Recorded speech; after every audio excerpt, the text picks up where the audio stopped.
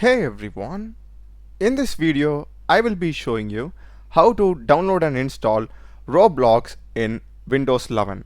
So let's get started. First thing, just Google download Roblox. You'll be getting the official link from roblox.com. Just click it,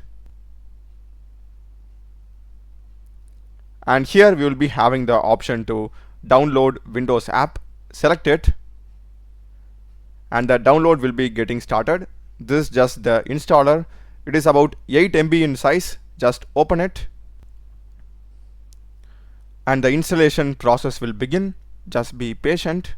After the installation is done, it will show you starting Roblox, and next you will be taken to an interface like this. Here you are having two options. If you already have an Roblox account, you can just sign in. If you don't have an account or you are new to Roblox, click on create account.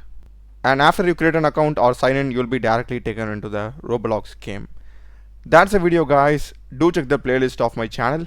Done a lot of videos in programming and AI tools. Subscribe me. Thanks for watching.